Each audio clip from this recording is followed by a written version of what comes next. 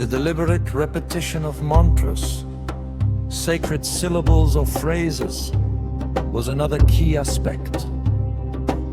The vibrational quality of the sound acting as a further aid in disrupting ordinary thought patterns and inducing a trance-like state. Another significant avenue for altering consciousness, often employed in conjunction with meditation and ritual,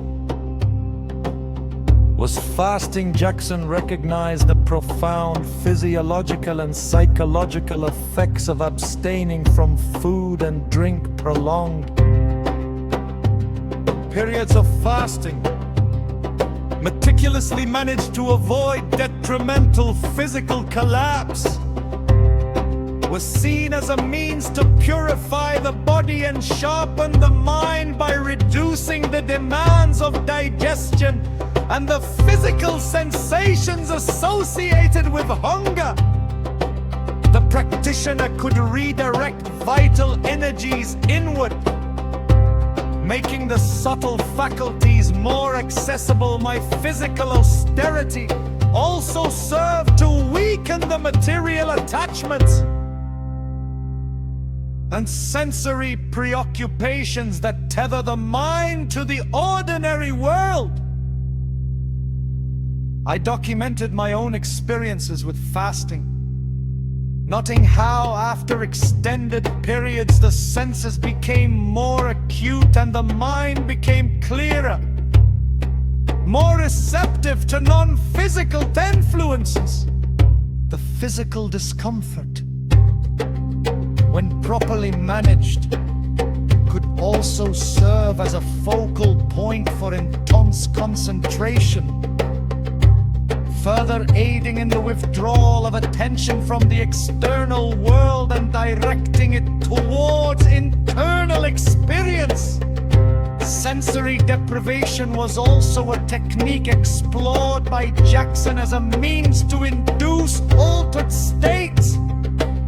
By systematically limiting external sensory input, the mind is forced to turn inward, relying on its own internal resources to construct experience. Might could involve spending time in darkness, silence, or a state of physical immobility. Such conditions, by removing the constant barrage of external stimuli that the ordinary mind uses as its primary reference point, can lead to the emergence of inner imagery, auditory hallucinations, and profound shifts in the perception of time and space.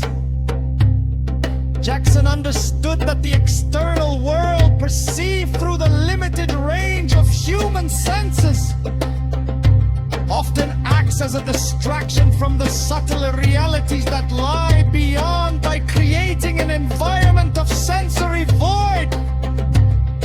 The practitioner could encourage the mind to generate its own experiences, which could then be interpreted as manifestations from other planes of existence. My technique, while seemingly passive, required significant mental fortitude to navigate the initial disorientation and the potential emergence of repressed material. Visualization played a pivotal role in Jackson's spiritual system, serving as a powerful tool for directing the imagination and shaping consciousness. It was not merely about conjuring mental images, but about investing these images with psychic energy and intent through detailed and sustained visualization, often combined with mantra or ritualistic action. Practitioners could create powerful inner experiences that minute or even influence external reality. My technique was central to many of my prayers, where the adept would visualize themselves as a deity, or visualize the desired outcome of a spiritual operation. Book 4 elaborates on the principles of visualization, stressing the importance of vividness, emotion and engagement, and sustained focused. Jackson believed that the subconscious mind responded powerfully for imagery, and that by consciously directing these images, one could reprogram